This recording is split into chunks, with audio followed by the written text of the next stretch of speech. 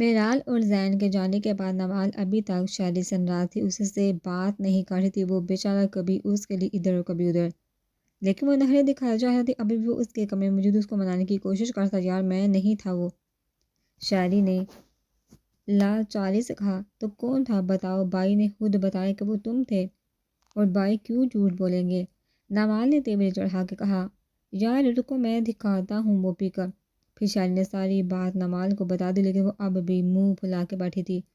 یار اگر شادی ہوئی ہوتی نا تو میں نے اتنے اچھے طریقے سے منانا تھا کہ یاد رکھتے، لیکن شادی کے بعد جب ناراض ہوگی نا تب مناؤں گا۔ شاعری نے منہ بنا کے کہا تو نوال نے اس کی بے شرمی دیکھی۔ تمہیں شرم نہیں آتی ایسی باتیں کرتے ہوئے؟ نوال نے غصے سے سرخ پڑتی کہا تو شاعری شرارت سے مسکرا اٹھا، لو بلا میں نے کیا کہہ دیا؟ میں تو تمہیں پیار سے منانے کے طریقے بتا رہا ہوں۔ شاعری نے مسکراہٹ روک کے سنجیدگی سے کہا۔ تو نوال نے باز پڑا تکیہ اٹھا کے شاعری کو مارا، جس سے وہ مصنوعی کر رہا تو نوال پریشانی سے اس کی طرف بڑھی۔ زیادہ زور سے لا کے نوال نے معصومیت سے پوچھا تو شاعری نے اچھے بچوں کی طرح سر ہلایا، سوری میرا یہ ارادہ نہیں تھا۔ نوال نے شرمندگی سے کہا تو شاعری کو اس پہ بہت پیار آیا، یار ایسی حرکتیں تو نہ کر اب کہ میں کچھ کر گزروں۔ شاعری نے سنجیدگی سے غیر سنجیدہ بات کی تو نوال سٹپٹا گئی اور اس سے فوراً دور ہوئی۔ تم نہ جاؤ یہاں سے، نوال نے بلاش کرتے گھبراتے ہوئے کہا تو شاعری کی مسکراہٹ گہری ہوئی، کیوں جاؤں؟ جب تک میری بلونی نہیں مانتی میں نہیں جا رہا۔ شاعری نے مزید قریب ہوتے ہوئے کہا تو نوال کھسک لی، فوراً واش روم، اور وہاں سے اونچا بولی، مان گئی آپ کی بلونی۔ ساتھ ہی مسکرا دی۔ شاعری بھی مسکرا کے نیچے چلا گیا۔ یار اب تو کر ہی لینا چاہیے۔ بیا دلکشی سے مسکراتا گاڑی میں بیٹھا اور ایک کام کے لیے نکل پڑا جو زین کہہ کے گیا تھا۔ امل جان کہاں ہے اب؟ دانی گھر میں داخل ہوتے بولا۔ دانی کو عادت ہو گئی تھی گھر آتے ہی سب سے پہلے امل کو دیکھ نہ لے تو سکون نہیں ملنا تھا۔ ابھی بھی وہ اس کو کہیں نظر نہیں آئی تو وہ اپنے روم میں داخل ہو جہاں وہ رونے کا شغل پورا کر رہی تھی۔ امل کیا ہوا جان، ایسے کیوں رو رہی ہے؟ دانی نے اپنے ساتھ لگاتے پیار سے پوچھا۔ مجھے میرو کی یاد آ رہی ہے، سوسو کرتی جواب ملا تو دانی سرد سیاہ بڑھ کے رہ گیا۔ تو ہم اس سے بات کر لیتے ہیں، لیکن ابھی کچھ دیر پہلے وہ پہنچے ہوں گے تو شام کو کریں گے کال۔ اوکے، پھر آپ کو میں وکاس کی طرف لے بھی جاؤں گا تو آپ اور میرا اکٹھے بات کر لینا اسے۔ دانی نے اس کی کمر سے لاتے کہا تو وہ سہلا کہ وہ لوگ واپس کب آئیں گے؟ امن نے آنسو صاف کرتے پوچھا تو دانی کو ہنسی آ گئی۔ ہنس کیوں رہی ہے؟ میں نے کوئی مذاق تھوڑی کیا ہے، امن نے خفا ہوتے ہوئے کہا تو دانی کو اپنی ہنسی پر بریک لگانا پڑی۔ ارے نہیں، ابھی تو وہ کی ہے، کچھ کام بھی ہے وہاں، اور اچھا ہے نا ہنی مون بھی ہو جائے گا، دانی نے نارمل کہا۔ لیکن عمل شرما گئی۔ بے شک وہ بات میرال اور زین کے ہنی مون کی کر رہا تھا، لیکن عمل کو اس نام سے ہی شرم آ گئی۔ ارے آپ تو ایسے شرما ہی جیسے میں نے اپنے ہنی مون کی بات کی ہے، دانی نے شرارت سے کہا تو عمل پل میں سرخ پڑی۔ ویسے میں سوچ رہا تھا کہ ہم بھی نہ ہو آئیں۔ اس کے پوچھنے پہ عمل نے سوالیہ نظروں سے اسے دیکھا۔ کہاں بونگا سوال پوچھ بیٹھی؟ ہنی مون پہ؟ جھٹکے سے اس کی کمر میں بازو حائل کرتے اپنے جال میں کھینچا کہ وہ اس کے سینے سے آ لگی۔ دانی کیا کرے، کوئی آ جائے گا؟ عمل نے اس کے سینے پر ہاتھ رکھ کے پیچھے ہونا چاہا جب وہ اس پہ جھکایا۔ ذرا بتائیے کون آئے گا؟ اس کے ماتھے پر لب رکھتے دانی نے کہا تو عمل نے اندر تک سکون محسوس کے شاعری آ سکتا ہے، اور بھی کوئی آ جائے گا نہ پیچھے ہوں؟ عمل نے گھبراتے ہوئے کہا تو دانی اس کی جانب اور جھک گیا۔ اب تو بس ایک ہی آ سکتا ہے، دانی اس کے کان میں سرگوشی کرتے ہوئے کہا تو عمل خود میں سمٹی کو کون پوچھ بیٹھی کے بعد میں پچھتائی۔ ہماری بیٹی، دانی نے میٹھی سرگوشی کی کہ اس کی بات کا مطلب سمجھ عمل شرم سے سر پڑ گئی، اسی کے سینے میں منہ دے دیا۔ رات نہ جانے کون سا پہر تھا جب وقاص، دانی اور شاعری اکٹھے بیٹھے کسی چیز پہ غور و فکر کر رہے تھے۔ جب زین کی کال آئی تو سب الرٹ ہو گئے۔ کیسے ہو زین؟ وہاں پہنچنے میں پریشانی تو نہیں ہوئی؟ سب ٹھیک ہے؟ طبیعت ٹھیک ہے نا؟ تم دونوں کی ایک کے بعد ایک نے سوال کیا کہ زین ان کی فکر کرنے پہ مسکرا اٹھا۔ سب ٹھیک ہے اور ہم بھی ٹھیک ہیں، اللہ کا شکر ہے، زین نے مسکرا کے جواب دیا تو سب نے شکر کیا۔ اچھا اب بتاؤ، کچھ پتہ چل پایا؟ زین نے شاعری کو دیکھ کے پوچھا، جس کو وہ جانے سے پہلے کہہ کے آیا تھا کہ دلاور کی ایک جگہ پتہ چلا، وہ پچھلے کچھ دنوں سے پایا گیا ہے، تو وہاں کے چلنے والے نمبرز کا پتہ کرے۔ ہاں ایک جگہ، ایک ہاں، ایک جس جگہ کا تم نے بتایا تھا نا، ٹھیک اسی جگہ مختلف نمبر استعمال کیے گئے، مطلب جیسے روز کسی اور نمبر سے رابطہ، لیکن وہ کوئی اور بھی ہو سکتا ہے۔ نزار نے ذہن میں آیا سوال بیان کیا تو شاعر ہلکا سا ہنس دیا۔ تمہیں لگتا ہے کہ میں کبھی کچا کام بھی کروں گا؟ میں نے اسی جگہ پہ چیک کیا اور کال ہر نمبر سے صرف ایک ہی شخص کو کی جاتی تھی، اور وہ ہے، شاعری نے بتایا، اور اس کے نام بتانے سے پہلے دانی بول اٹھا، ملک بالکل وہی ہے جس کو یہ ہر مرتبہ الگ نمبر سے رابطہ کرتا ہے کہ کسی کو شک نہ ہو۔ اور ذہن تم لوگ بھی ادھر ہی رکے ہو نا؟ اگر اس نے پہچان لیا تم دونوں کو تو شاعری نے کچھ فکر سے پوچھا۔ ہاں، ہم ادھر ہی ہیں، لیکن ہم گاؤں میں ہیں اور ذرا اس سے فاصلے پہ ہے جس سے ہمارا سامنا ہونا مشکل ہے، لیکن ہم جب چاہیں اس کے سامنے جا سکتے ہیں۔ زین نے سنجیدگی سے جواب دیا۔ زین، کتنا وقت لگ جائے گا تم لوگوں کو وہاں؟ دانی نے کچھ توقف کے بعد پوچھا۔ خیر ہے، میری محبوبہ یاد آ رہی ہے میری؟ زین نے شرارت سے کہا۔ تو تینوں ہنسی ہیں، تیری کس کمینے کو آئے گی جس کو ساتھ لے کے گیا، اس کی وجہ سے میری بیگم نے رو رو کے خود کو ہلکان کیا ہوا ہے۔ دانی نے افسوس سے کہا تو وقاص نے بھی سر ہلایا۔ بالکل یار میرا، تم اس سے بات ہی نہیں کہی کل سے کہ میں نے بتایا کیوں نہیں انہیں کہ تم لوگ جا رہے ہو؟ وقاص نے میرا کو یاد کرتے کہا، جو اس سے ناراضگی ظاہر کر رہی تھی کہ وقاص نے پھر اس سے بات چھپائی، جبکہ اس کے سوئٹزرلینڈ جانے کی خبر زین نے خود ایک دن پہلے ہی دی تھی، تو وہ کیسے بتاتا اس کو؟ تو تجھے کون کہتا تھا کہ اس سے پہلے بھی باتیں چھپایا کر؟ شاعری نے زخموں پہ نمک چھڑکا۔ یہ جو تیرے پاس بیٹھا بکواس دماغ ہے نا، اس نے میری شادی کی رات مجھے کمرے سے نکلوانا چاہا تھا۔ زین نے وقاص کے ساتھ بیٹھے شاعری کی طرف اشارہ کر کے اپنا دکھڑا سنایا تو شاعری کہہ کر لگا اٹھا، وہ اس کو کچھ نہ کہا کر ہانس کر کے میری بیوی کے سامنے جان چھڑک دے وہ اس پہ، حالانکہ تجھ پہ بس خارش کی اور کیڑے مار دوائی چھڑکنی چاہیے۔ دانی نے جل بن کے کہا تو شاعری کو آگ لگی۔ مت بھول دانی، تیرا وہ جو کالج لائف کا عشق تھا، اب بھی تصویریں ہیں میرے پاس آخری دن کی، اور زین تیرے بھی پاس ہی ہے میرے۔ اور وقاص ماشاءاللہ سے کیا کہیں، ان کی زوجہ کافی ہے جو بغیر کسی بات پہ ناراض ہو کے ہمارے بچے کی جان نکال دیتی ہے۔ ساتھ ہی بلند کہہ کر لگا اٹھا، تینوں کی شکلیں دیکھا تو ہاتھ لگ جا شاعری، لگتا ہے نوال بھی معاف کر چکے ہے تجھے۔ بکواس کر بنا اتنی لمبی شکل سجا کے بیٹھے ہونا تھا اس نے، زین نے ٹانگ کے کہا تو شاعری نے فرضی کالر ڈالے، بس تیرے بھائی میں ٹیلنٹ کوٹ کوٹ کے بڑا ہے۔ اس کا کہنا تھا کہ وقاص نے اس کی گردن کو اپنے بازو میں لیا اور منہ کے مارنے شروع کر دی، جس پر دانی اور زین خوب لطف اندوز ہو رہے تھے۔ زین جب سب سے بات کر کے فارغ ہوا تو میرال فریش ہو کے اس کے پاس آئی اور کندھے پہ سر رکھ کے ساتھ ہی بیٹھ کے میرال کی آنکھ اب جا کے کھلی تھی، جبکہ زین کافی دیر پہلے کا اٹھ چکا تھا۔ سوئٹزرلینڈ کا وقت پاکستان سے 4 گھنٹے پیچھے تھا، اس لیے ابھی ادھر 9 بجے تھے۔ نیند پوری کر لی، زین نے اس کے سر پہ بوسہ دیتے ہوئے کہا۔ تو میرال نے سر ہلایا، بہت زیادہ کر لی، بڑی مسکرا کے میرال نے کہا، ریڈی ہو جاؤ، پھر تھامس کے گھر چلتے ہیں، وہ ڈنر کے لیے بلا کے گیا 2 دفعہ، لیکن تم سو رہی تھی اس لیے جگایا نہیں، اب جلدی سے آ جاؤ۔ زین نے پیار سے گال پہ بوسہ دیتے ہوئے کہا تو میرال جلدی سے اٹھ کر تیار ہونے چلی گئی۔ تھامس اس کو لینے آیا تھا اور اپنے ساتھ ان کو لے کے گھر داخل ہوا۔ یہ گھر بھی اسی گھر کی طرح تھا جس طرح کے گھر میں زین اور میرال ٹھہرے تھے۔ اندر جاتے ہی ایک نوجوان لڑکی میرال سے گرمجوشی سے ملی تو میرال کو کافی اچھا لگا۔ اس نے گود میں ایک 1.5 سالہ بچہ اٹھایا ہوا تھا جو میرال کو دیکھ کے خوشی سے کھلکھلانے لگا۔ میرال نے بھی آگے ہو کر اس کے گال چوم لیے جس سے بچہ شرما گیا۔ ہاؤ کیوٹ، میرال نے اس کے گال پہ چٹکی بھرتے ہوئے کہا۔ تھامس کی بیوی کا نام ایما تھا۔ زین نے میرال کو بتا دیا تھا کہ تھامس اور ایما مسلمان ہیں، لیکن یہاں کے رہنے والے ان کو اسی نام سے پکارتے تھے، اور کھانے کا بھی مسئلہ نہیں تھا، یہاں حلال چیزیں آسانی سے مل جاتی تھی۔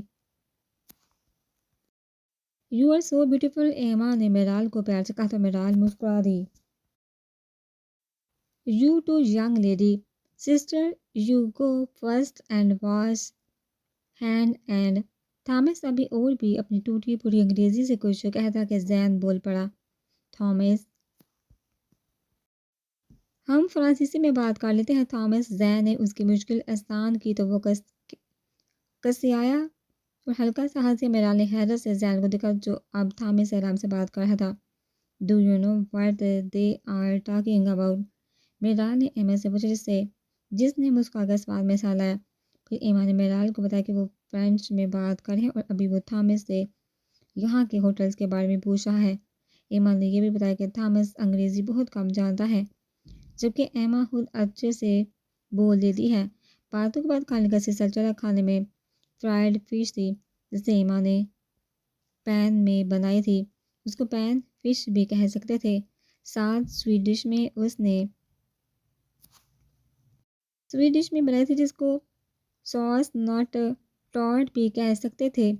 یہ وہاں کی روایتی سویٹ ڈش تھی جس میں شہد اور نٹس وغیرہ ڈالے جاتے تھے۔ اس کے اوپر ایک بریڈ کی لیئر ہوتی تھی۔ میرال کو یہاں کا کھانا بہت پسند آیا اور اب اس نے ایما سے یہ بھی کہہ دیا تھا کہ وہ اس سے یہ ساری ڈشز بنانا سیکھے گی، جس میں ایما نے مسکرا کے ہمیں والی ایما کا بیٹا کھانے کے دوران بھی میرال کی طرف اپنے ہاتھ بڑھا تھا کہ مجھے اپنی گود میں اٹھا لے، لیکن ایما منع کر دی تھی کہ پہلے آپ کھانا کھا لیں پھر ایلی کے ساتھ کھیلنا۔ لیکن وہ چھوٹا سا شرارتی بچہ بار بار میرال کو اپنی طرف متوجہ کرے کہ مجھے اٹھا۔ کھانے کے بعد ایلی اپنے چھوٹے چھوٹے سے قدم اٹھاتا میرال کے پاس آئی جو صوفے پہ زین کے ساتھ بیٹھی تھی، اس کی گود میں سارا رکھ دیا کھڑے کھڑے ہی۔ میرال کو اس پہ بہت پیار ہے، اس کو اپنی گود میں بٹھا اس کا گال کو چوما جس سے وہ کھلکھلا اٹھا۔ زین یہ دیکھ کے چل بن گیا۔ میرال جان وہ اپنی ماں کے بغیر نہیں رہتا، چھوڑے اسے وہ ڈھونڈ ہی ہوگی۔ زین نے ایلی کو میرال سے لینا چاہا، جس سے ایلی میرال کے ساتھ چپک کے جیسے وہ اس کو دور نہیں جانے دے گا۔ دیکھو نا زین یہ خود آیا میرے پاس، اور کتنا کیوٹ۔ میرال نے ایلی کے گال کھینچ کے کہا تو وہ اور کھلکھلا اٹھا، خوشی سے تالیاں مارنے لگا۔ آیا ہے تو اس طرح بار بار کیوں اس کا منہ چوم رہی ہو؟ زین نے سنجیدگی سے کہا کیونکہ وہ بچہ ہے۔ اس سوال کی میرال کو بالکل بھی توقع نہیں تھی، بھلا بچے کو کون پیار نہیں کرتا۔ جان یہ بچہ بہت شرارتی ہے اور اس کو بھوک بھی لگی ہونی ہے تو اس کو نیچے اتار دو تاکہ وہ اپنی ماں کے پاس چلا جائے۔ زین نے اب ایلی کو میرال کی گود سے لے کر نیچے اتار ہی دیا کہ وہ اسی سے بولنے لگا۔ کیا ضرورت تھی بچے سے ایسے بات کرنے کی؟ گھر پہنچ کے میرال نے کوٹ اتارتے ہوئے کہا، یار وہ زیادہ چپک رہا تھا تمہارے ساتھ۔ زین نے منہ بنا کر کہا تو میرال ہونکوں کی طرح دیکھنے لگی۔ زین میرال نے بے یقینی سے پکارا کہ وہ واقعی جل رہا تھا۔ بچے سے کیا یار، مجھ سے نہیں تھا دیکھا جا رہا تمہارے پاس۔ زین نے نرمی سے میرال کو اپنے سامنے کرتے ہوئے کہا۔ زین وہ ایک بچہ ہے جو جالسی کو سمجھتا بھی نہیں، اور تم؟ میرال سے اپنی ہنسی نہیں روکے جا رہی تھی، جس سے زین نے اس کو کمر سے پکڑ کے اپنے بالکل ساتھ لگایا۔ تم تو سمجھ سکتی ہو نا، تو آئندہ خیال رکھنا، اور جہاں تک مجھے یاد ہے نیند پوری ہو گئی ہے تمہاری۔ پہلی بات سنجیدگی سے کہہ کے دوسری بات میرال کے کان میں شرارت سے کی، جس پہ میرال بلش کرتی گھٹ کے رہ گئی۔ ہم کل گھومنے چلے، میرال نے زین کے سینے پر سر رکھتے ہوئے کہا تو زین نے سر پہ بوسہ دیا۔ کچھ دنوں تک مجھے کچھ ضروری کام ہے، وہ کل پھر ساری جگہ گھومیں گے، جس پہ میرال نے سمجھ کر سہلا۔ اگلے دن زین کسی کام سے چلا گیا تو میرال نے سارا دن ایما ایلی کے ساتھ گزارا۔ ایما نے اپنے بارے میں بتایا کہ وہ کینیڈا سے تھی اور تھامس سے وہیں ملی، پھر ان کی جلدی شادی ہو کر 2 سال بعد ایلی پیدا ہوا۔ ایلی کا نام علی رکھا تھا، لیکن یہاں پہ سب کا تلفظ الگ ہونے کی وجہ سے ایلی کہتے ہیں۔ اور تھامس پہلے عیسائی تھا، بعد میں مسلمان ہوا تھا۔ جب ایما سے ملا نام اس کا بھی تبدیل تھا، لیکن سب اسے پرانے نام سے ہی بلاتے تھے۔ میرال آج ایما کے کچھ فرینڈ سے بھی ملی، وہ بہت خوشی، سب اس سے بہت محبت سے مل رہے تھے۔ شام کو زین واپس آیا تھا تھامس کے ساتھ، اور ڈنر سے فارغ ہو کے تھوڑی بہت باتیں کی، جن میں زیادہ میرال اور ایلی کی ہی باتیں ہوتی، تو آج لگ رہا تھا ایلی اپنی نئی دوست کو اب جانے نہیں دیکھا۔ ماما میرال جب زین کے ساتھ اٹھ کے جانے لگے تو ایلی نے رونے والی شکل بنا کے ایما کو وہاں دبکے کہ دوست جا رہی ہے۔ دراصل یہاں پہ ایلی کا کوئی ہم عمر نہیں تھا جس کے ساتھ وہ کھیلتا، تو میرال سے اس نے پہلے دن ہی دوستی کر لی، لیکن اس کے جانے سے اب وہ اداس ہو رہا تھا۔ زین اس کو ساتھ لے جائیے، میرال نے زین کے کان میں پرجوش سے سرگوشی کی تو زین کو اس کی دماغی حالت ٹھیک نہ لگی۔ وجہ سر سے لہجے میں پوچھا، کتنا کیوٹ ہے نا، دیکھو وہ خود میرے ساتھ جانا چاہ رہا ہے۔ میرال نے پھر سے سرگوشی کی کیونکہ ایلی کو ایما اور تھامس بہلا رہے تھے۔ یہ بہت چپکتا ہے تمہارے ساتھ، چلو ورنہ گلا پھاڑنے لگ جائے گا تمہیں جاتا دیکھ کے، زین نے اجلال میں کہا، جیسے وہ میرال کو اپنے پاس ہی رکھ لے گا۔ زین پلیز نا، میرا بھی دل نہیں کر رہا اس کو چھوڑ کے جانے کو، میرال نے منت کرنے والے لہجے میں کہا۔ جب اپنا آئے گا تو اس کے ساتھ چپکنا اور بلے نہ چھوڑنا میرے سامنے بھی، لیکن ابھی مجھ پہ توجہ دو تم۔ زین نے گور کے میرال کو کہا تو وہ اس کی بات پہ سڑپڑا گئی اور سنبھل کے بولی، جب اپنا آئے گا تب دیکھیں گے، ابھی اس کو لے جاتے ہیں۔ میرال نے بھی ضدی لہجے میں کہا، میرال جان ابھی گھر چلو، مجھے وقت دو، پھر بعد میں لے جانا اسے۔ اب کی بار زین نے آرام سے کہا تو میرال منہ بنا کے رہا کہ میرال اور زین کو کہ 3 ماہ ہو چکے تھے، تقریباً روز ہی بات ہوتی تھی ان سب کی۔ میرا نے اب جواب دوبارہ سے شروع کر لی تھی۔ وقاص بھی اب مکمل طور پہ میرا کی دیکھ بھال کرتا تھا۔ اکثر رات کو اٹھ جاتی کہ بھوک لگی ہے یا کوئی اور فرمائش جس کو وقاص سر ہم کر کے پوری کر دیتا تھا۔ اب بھی رات کا جانے کون سا پہر تھا جب میرا اٹھ کے اور اب وہ سوچ رہی تھی کہ وقاص کو کیسے جگائے۔ کبھی تو جگا کے خود پچھتاتی تھی کہ اس کو دوبارہ سونے نہیں دیتا تھا، وہ تنگ کرتا تھا، اور آج تو ویسے بھی وہ تھکا سا لگ رہا تھا اور جلدی سو گیا تھا۔ پھر ہمت کر کے اس کا کندھا ہلا ہی دیا۔ وقاص، میرا نے اس کے کندھے پہ جھک کے بالکل آہستہ آواز میں کہا کہ آواز شاید وقاص نے سنی بھی نہ ہو۔ وقاص، مجھے بھوک لگی ہے۔ میرا نے پھر سے کندھا ہلا کے اب کی بار وقاص ذرا سا کسمسائے، اف کیا کروں۔ میرا نے سوچا کہ اب خود ہی کچن سے وہ آتی ہے، اور پھر ہمت کر کے آگے ہوئی، اس کے ماتھے پر لب رکھے اس سے پہلے کہ وہ بیٹھ سکتے تھے کہ وقاص نیند میں ڈوبی آواز آئی، میرا کہاں جا رہی ہے؟ میرا نے پیچھے مڑ کے دیکھا تو وہ اسی کو ہی دیکھ رہا تھا۔ میرا نے سوچا کہ کہیں اس کی حرکت کا تو نہیں پتہ چل گیا۔ اسی کو سوچ کے سرخ پڑ گئی، کیا ہوا ہے بتائیے، کہیں طبیعت تو خراب نہیں؟ وقاص کو اس کا سرخ پڑنا یہی لگا کہ شاید بخار ہو، وہ تو اس کے بیڈ سے اترنے پہ ہی جاگا تھا۔ نہیں میں ٹھیک ہوں، بس بھوک لگی تھی تو اس لیے اٹھی۔ میرا نے وقاص کی طرف مڑتے جواب دیا تو وقاص بیڈ سے اترا اور شرٹ پہن کے اسی کی طرف آیا، ہاتھ سے پکڑ کے نیچے اتارے اور پھر کچن میں چلے گئے۔ کچن میں جا کے وقاص نے اسے کمر سے پکڑ کے شیلف پہ بٹھایا اور پھر سے کچھ فریز سبزیاں جو بوائل تھی نکالنے لگا کہ پاستا بنا سکے۔ کچھ دیر میں تیار کر کے میرا کو وہی بیٹھے بیٹھے اپنے ہاتھ سے کھلانے لگا۔ ہاسپٹل میں طبیعت ٹھیک رہتی ہے نا؟ ڈاؤن تو نہیں رہتی؟ کھلاتے میں وقاص نے پوچھا تو میرا نے نفی میں سہ لیا، نہیں اللہ کا شکر سب ٹھیک ہے، میں بھی اور بیبی بھی۔ میرا روانی سے بولتی کہہ گئی لیکن بعد میں بلش کر گئی، جس پہ وقاص ہلکا سا ہنسیا، ماشاء اللہ اللہ کا شکر ہے۔ وقاص نے ماتھے پہ بوسہ دیتے ہوئے کہا، آپ کو کیا چاہیے؟ میرا نے ہچکچاتے سوال کیا، مجھے کیا مطلب؟ وقاص نے سمجھی سے پوچھا، مطلب کہ بیٹا یا بیٹی؟ اب کی بار میرا نے سر جھکا کے کہا۔ وقاص اس بات پہ مسکرا دیا، دونوں شرارت سے جواب ملا تو میرا حیرت سے تکنے لگی جو اب برتن سمیٹ رہا تھا۔ میں کر دیتی ہوں۔ میرا نے نیچے اترتے اسے سے برتن لیے اور خود ہی سمیٹنے لگی۔ وقاص نے اس کا بات گمانا اچھے سے نوٹ کیا۔ پھر فارغ ہو کے دونوں روم میں وقاص نے میرا کو اپنے ہنسار میں لیتے اس پہ کمفرٹر اچھے سے اڑایا۔ اب آپ بتاؤ آپ کو کیا چاہیے؟ وقاص نے کچن والی بات یاد کرے، مطلب؟ میرا نے انجان بنتے کہا، مطلب آپ کو بیٹا چاہیے یا بیٹی؟ وقاص نے مسکرا کے پوچھا، مجھے پہلے بیٹا چاہیے، بالکل آپ کی طرح۔ میرا نے مسکرا کے کہا تو وقاص کی مسکراہٹ مزید گہری ہوئی اور پھر جھٹ سے پوچھا، بیٹی؟ فوراً جواب ملا، پھر بے اپنے روم میں بولنے لگی، احساس ہونے پہ چپ ہو گئی۔ آپ بہت برے ہیں، میرا نے کہہ کے ایک مکہ اس کے سینے پہ دیا تو وقاص کہہ کر لگا اٹھا، اچھا مجھے آپ سے بات کریں۔ وقاص نے سنجیدگی سے کہا، جی میں سن رہی ہوں، آپ ایک آرمی آفیسر کی بیوی ہیں۔ آفیسر کا خواب ہوتا کہ وہ اپنے ملک کے لیے جان دے، اس کی مٹی کے ساتھ وفا نبھائے۔ وقاص ابھی کہہ رہے تھے جب میرا نے طلب کے اس کی طرف دیکھا۔ وقاص کیا کہہ رہے ہیں؟ میرا کی آواز میں خود بہت نمی گھل گئی۔ میرا پلیز رونا نہیں، آپ کا یہ رونا مجھے کمزور کر دیتا اور میں چاہتا ہوں کہ آپ میری طاقت بنے۔ وقت کبھی ایک سا نہیں رہتا اور ہم فوجی کو کبھی بھی کسی بھی وقت کوئی بھی حکم مل سکتا ہے کہ ہم روپوش ہو جائیں یا مشن میں کہیں بھیج دیے جائیں۔ ایسے میں آپ نے خود کو میری طاقت ظاہر کرنا ہے اور مضبوط بنانا ہے، خود کو آپ نے ثابت کرنا ہے کہ آپ ایک ملک کے جانباز سپاہی کی بیوی ہیں۔ اور جب میری میت اس سے پہلے وقاص جملہ پورا کرتا، میرا نے ٹوک دیا، وقاص پلیز۔ اس کے بعد میرا نے رونا شروع کر دیا، آپ ایسے نہ کہیں، میں آپ کی طاقت ہمیشہ رہوں گی، لیکن آپ اس طرح نہ کہیں۔ اللہ آپ کو میری بھی عمر لگا دے لیکن ہمیں چھوڑ کے جانے کی بات نہ کرے۔ میرا نے وقاص کے گرد مضبوطی سے ہزار باندھ کے کہا، جیسے وقاص ابھی کہیں چلا جائے گا، وہ کیونکہ میں نہیں کہا رہا، آپ ریلیکس نہیں اوکے ورنہ طبیعت خراب ہو جائے گی۔ وقاص نے نرمی سے اس کے بال سہلاتے ہوئے کہا، کیونکہ میرا اب ہچکیوں سے رونا شروع ہو گئی تھی۔